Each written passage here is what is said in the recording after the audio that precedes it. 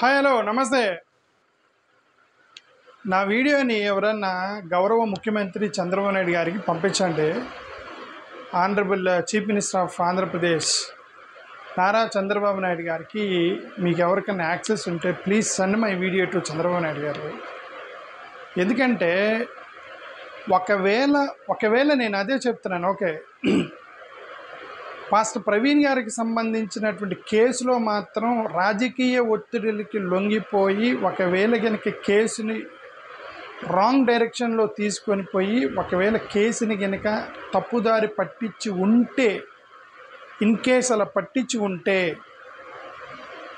జరిగిన పెద్ద నష్టం ఏంటి అనేది చంద్రబాబు నాయుడు గారికి అర్థమవుతుందని నేనైతే అనుకుంటున్నాను. ఒకవేళ ఈ వీడియో చూసిన తర్వాత జరిగిన పెద్ద నష్టం ఏంటి అనేది. మోరోవర్, ఒకవేళ పాస్టర్ ప్రవీణ్ గారికి సంబంధించింది మర్డర్ కాకుండా యాక్సిడెంట్ అయినా సరే ఇన్వెస్టిగేషన్లో ఉన్న లోపాల వల్ల జరిగిన నష్టము ఇది అయి ఉండొచ్చని నేను ఊహించుకుంటాను. ఇది నా ఊహ మాత్రమే చెప్తున్నాను. ఓకే, పాసిబిలిటీ ఉంది. ఎందుకంటే ఎవరికి తెలియదు కదా, ఏం జరిగిందని ఎవరికి తెలియదు. పాసిబిలిటీ ఉంది కాబట్టి నేను పాసిబిలిటీని ఎక్స్ప్లెయిన్ చేస్తున్నాను. అన్ఫార్చునేట్లీ సంతనూతలపాటికి సంబంధించినటువంటి ఒక ఎంపీపీ వీరయ్య చౌదరి గారు అనే ఒక టీడీపీ స్పోక్స్ పర్సన్ ప్లస్ ఎంపీపీగా పనిచేసినటువంటి ఈదర హరిబాబు గారికి సంబంధించిన మేనల్లుడు ఆయన వీరయ్య చౌదరి అనే ఆయన్ని హత్య చేశారు ఒంగోలులో. ఏది పబ్లిక్గా జనాలందరూ ఉన్నటువంటి మరీ అర్ధరాత్రి ఇళ్ళ మీద చేసిన హత్య కాదు అది. సాయంత్రం 7:30 గంటలకి మాస్క్ వేసుకొని ముసుగులు వేసుకొని బైకుల మీద వచ్చి 4 వ్యక్తులు వెళ్ళి అతని ఆఫీస్లోనే చంపేసి వెళ్ళిపోయారు. అదొక పెద్ద సెన్సేషన్ అయింది. We pay our condolences to Veeraiah Chowdary గారు. ఎవరైతే ఆ యొక్క ఫ్యామిలీకి, వీరయ్య చౌదరి గారి ఫ్యామిలీకి I pay my deep condolences to them. నిందితుల్ని పోలీసులు త్వరగా పట్టుకోవాలని నేనైతే కోరుకుంటున్నా. ఆఫ్కోర్స్ హోమ్ మినిస్టర్ వెళ్ళారు, చీఫ్ మినిస్టర్ స్థాయిలో వాళ్ళు వెళ్ళారట. వాళ్ళు ఆర్డర్ ఇచ్చారట. పెద్ద ఇన్వెస్టిగేషన్ చేస్తారు. ఎందుకంటే టీడీపీ కార్యకర్త ప్లస్ టీడీపీ ఎంపీపీ, అది కూడా ఈదర హరిబాబు గారు మేనల్ని చంపేస్తే ఎలాగూ వాళ్ళ ప్రభుత్వం కాబట్టి వాళ్ళు ఎలాగూ సిన్సియర్గా ఇన్వెస్టిగేషన్ చేస్తారు, దాంట్లో పొరపాటు ఏం లేదు.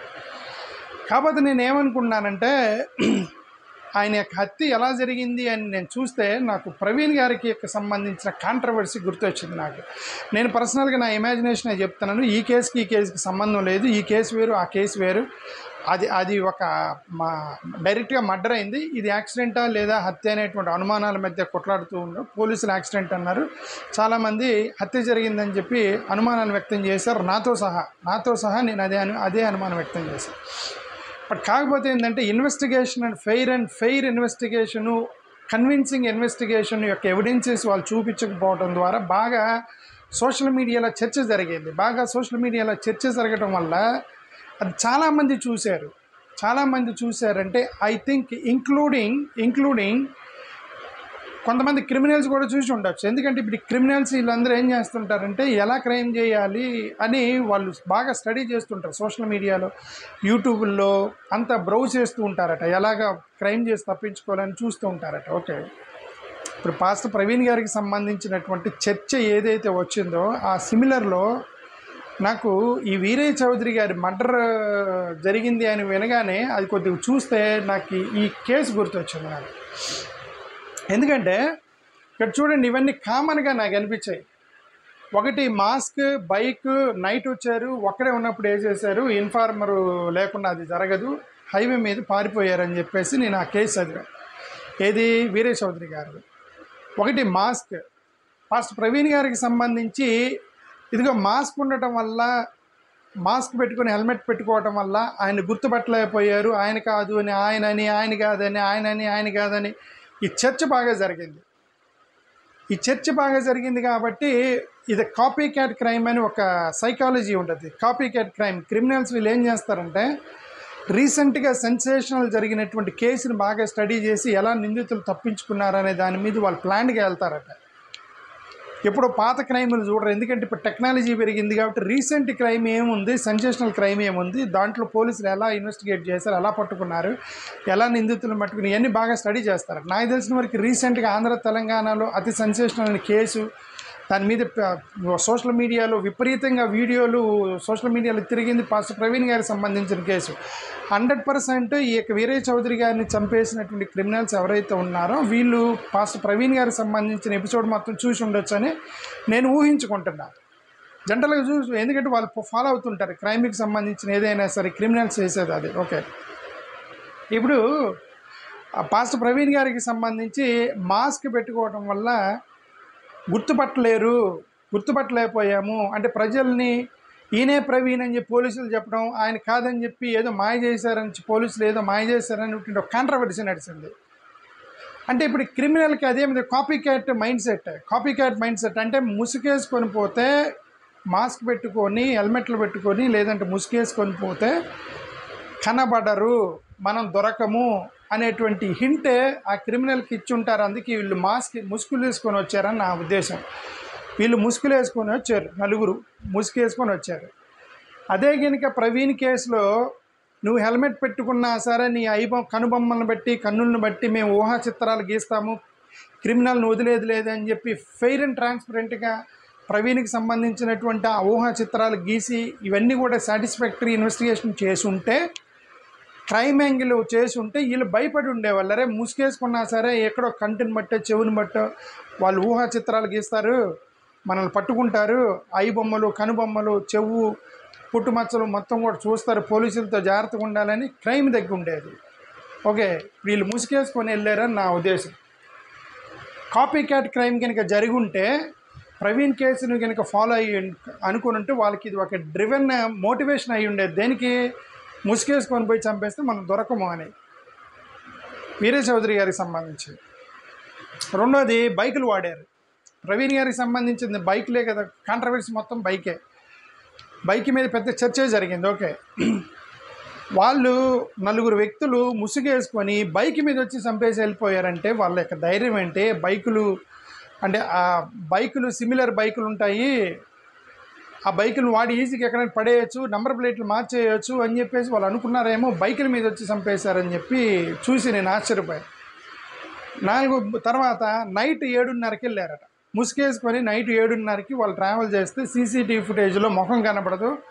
ఇది ప్రవీణ్ గారి కేసులో జరిగింది అదే, ముఖం కనబడదు, ఆయన కాదు అని ఆయనే అని చెప్పి పోలీసులు ఆయన కాదు అని అభిమానులు ఈ గొడవంతా నడిచింది కదా. సాయంత్రం 7:15 ముసుగేసుకొని వచ్చి చంపేశారండి.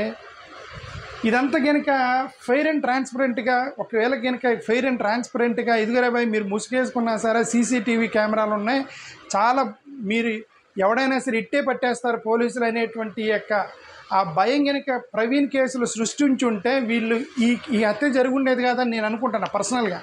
అది నా అభిప్రాయం, నా యొక్క ఊహ, నేను ఊహించుకుంటున్నా. ఓకే, ఈ ప్రవీణ్ కేసులో కనుక పోలీసులు భయపెట్టుంటే ఈ హత్య జరుగుండేది కాదని నేను అనుకుంటున్నా. ఎందుకంటే ఇప్పుడు అలానే వచ్చారు, నైట్ 7 గంటలకు వచ్చి వేసేసి వెళ్ళిపోయారు ముసుగేసుకొని. సీసీటీవీ ఫుటేజ్లు ఉంటాయనే భయం కూడా లేదు, వచ్చారు ముసుగేసుకున్నారు, మాస్క్ పెట్టుకున్నారు, వచ్చి నరికేసి వెళ్ళిపోయారు. ఇంకొకటి, పాస్టర్ ప్రవీణ్ గారికి సంబంధించి ఒకవేళ ఇది కనుక ఒకవేళ మర్డర్ యాంగిల్ కనుక ఉంటే ప్రవీణ్ గారికి సంబంధించి ఒక్కడే వస్తున్నట్టు ఇన్ఫార్మర్ లేకుండా ఏది జరగదండి. ఒకవేళ ఇది నిజంగా ఇది మర్డర్ జరిగినా సరే క్రిస్టియన్ కమ్యూనిటీలోనే ఎవరో ఒకరు హెల్ప్ చేస్తే తప్ప అది జరగదు. క్రిస్టియన్ కమ్యూనిటీలోనే ఎవరో ఒకరు మర్డరర్లకు హెల్ప్ చేస్తే తప్ప ఇది జరగదు. ఒకవేళ ఇది మర్డర్ అయితే అఫ్కోర్స్ యాక్సిడెంట్ 50% యాక్సిడెంట్, అనుమానాలు ఉన్నాయి కాబట్టి 50% మర్డర్ అటు ఇటుగా ఉన్నాయి. పోలీసులు యాక్సిడెంట్ అంటున్నారు, అభిమానులు మర్డర్ అంటున్నారు. ఆ రెండింటి మధ్య జరిగినటువంటి యుద్ధంలో ఒకవేళ ఎక్కువగా మాలంటే నేను మర్డర్ అని అనుకుంటున్నా. బట్ ఆధారాలు లేవు కాబట్టి పోలీసులు ఏం చెప్తే దానికి మేము రెస్పెక్ట్ చేస్తున్నాం అంతే. బట్ అదర్వైజ్ మేము లోపల ఏమనుకుంటున్నానంటే ఇది ఇక్కడ ఏదో మర్డర్ జరిగింది ప్రవీణ్ అని అనుకున్నాను నేనైతే. ఓకే, ఒక్కడే ఉన్నాడు. ఇప్పుడు ఇక్కడ వీరయ్య చౌదరి గారికి జరిగింది కూడా అదే, ఒక్కడే ఉన్నప్పుడు నలుగురు అంటే అర్థం ఏంటి? ఇదిగోండి ఆఫీసులో ఒక్కడే ఉన్నాడని ఎవడో ఒకటి దగ్గర క్లోజ్ వ్యక్తి ఇన్ఫార్మర్ ఉంటే కనుక జరగవు కదా క్రైమ్స్. ఇప్పుడు ఈ ప్రవీణ్ గారికి ఎవరో అతనికి సంబంధించి క్లోజ్ వ్యక్తి ఎవరో ఒకరు ఇన్ఫార్మర్గా పనిచేస్తేనే ఒకవేళ హత్య చేయగలరు. సరే యాక్సిడెంట్ అయితే యాక్సిడెంట్, దానికి అదంతా out of topic. Okay, but ఈయన వీరయ్య చౌదరి గారిది కూడా ఒక్కడే ఉన్నాడు అని చెప్పి ఇన్ఫర్మేషన్ ఉంటే తప్ప అది మోరోవర్ అది పార్టీ ఆఫీసు, పార్టీ క్యాడర్లో ఎవరో ఒకరు ఉంటారు, ఎవరో ఒకరు వచ్చిపోతూ ఉంటారు, అది అపార్ట్మెంట్లో ఒక్కడే ఉన్నాడని ఇన్ఫర్మేషన్ తీసుకొని నలుగురు వచ్చి చంపేసి వెళ్ళిపోయారు అని అంటే ఒక్కడే ఉన్నాడు, ఇన్ఫార్మరు ఉన్నారు, ఇది హైవే. సార్ నేనేమన్నానండి అల్టిమేట్గా చెప్పదలుచుకుంది ఏంటంటే, ప్రవీణ్ గారి కేసులో కనుక చంద్రబాబు నాయుడు గారి కనుక భయపెట్టే విధంగా అనుమానం లేకుండా చాలా పకడ్బందీగా కనుక ఈ యొక్క ఇన్వెస్టిగేషన్ కనుక చేసి ఉంటే ఈ హత్య జరిగి ఉండేది కాదని నేను అనుకుంటున్నాను, నేను పర్సనల్గా. ఎందుకంటే భయపడి ఉండేవాళ్ళు. క్రైమ్ చేసేవాళ్ళు ఏంటంటే రీసెంట్గా జరిగిన క్రైమ్ ఏంటి, దానికి సంబంధించి పోలీసులు ఎలా యాక్ట్ చేశారు, ఎలాగ వాళ్ళని గుర్తించారో, ఎలా పట్టుకున్నారు, మనం కూడా దొరుకుతామనే భయం ఉండేది కదా. ఆ భయం లేకుండా చాలా ఈజీగా నలుగురు వ్యక్తులు మాస్క్ వేసుకొని బైక్ మీద వచ్చేసి అర్ధరాత్రి కాదు, జస్ట్ 7:30 గంటలకి, 7:30, 8 గంటలకి ఒక్కడే ఉన్నటువంటి ఆఫీసులోకి, టీడీపీ ఆఫీసులోకి వచ్చి చంపేసి వెళ్ళిపోయారని అంటే అర్థం చేసుకోండి. చంద్రబాబు నాయుడు గారి కనుక ఒకవేళ ప్రవీణ్ కేసులో నేను తప్పు చేశాను అనేటువంటి ఇమాజినేషన్ ఉంటే దాని ఫలితం ఏంటంటే మీ టీడీపీ మీ యొక్క నాయకుడి యొక్క మరణం, మా నాయకుడి యొక్క మరణమే దీని యొక్క ఫలితము. ఈ యొక్క నాయకుడి యొక్క మరణం అని నేను అనుకుంటున్నాను. ఇతన్ని మనం కాపాడి ఉండేవాళ్ళం, మీ వీరయ్య చౌదరి గారిని మనం కాపాడి ఉండేవాళ్ళం. మీ ప్రవీణ్ గారి కేసులో కనుక పర్ఫెక్ట్గా చేసి ఉంటే, పోలీసులు కనుక క్రిమినల్స్ని భయపెట్టే విధంగా ఇన్వెస్టిగేషన్ కనుక చేసి ఉంటే అనేది నా ఉద్దేశం. ఓకే సరే, ఎనివే నా వీడియోని చంద్రబాబు నాయుడు గారు పంపించండి. ఇక్కడి నుంచి అయినా సరే క్రైమ్ అనేది అనుమానాలు లేకుండా ఎంత పెద్ద వ్యక్తులైనా సరే నెక్స్ట్ క్రైమ్ జరగకుండా పోలీసులు నమ్మకం కలిగించాలి ప్రజల్లో. ఆ కలిగించే విధంగా ప్రజలకి మనం ఎక్స్ప్లెనేషన్ ఇవ్వాలి. ఎకీబెకిని ఎలాగంటే దాన్ని మనం క్లోజ్ చేసి ఇన్ని అనుమానాల మధ్య యాక్సిడెంట్గా చిత్రీకరించి పంపించడం అనేది అది ప్రజలు బాధపడతారనే తర్వాత సంగతి. క్రిమినల్స్కి మోటివేషన్ వచ్చింది, అలా ఇంకా క్రైమ్ చేయొచ్చు అని నా ఉద్దేశం. ఇప్పుడు వీరయ్య చౌదరి గారి యొక్క కేసు చూసినప్పుడు నాకు ప్రవీణ్ గారి కేసు గుర్తొచ్చి నేను నా ఒపీనియన్ని, నా అభిప్రాయాన్ని మీకు చెప్తున్నాను అంతే. థ్యాంక్ యూ, నమస్కారం.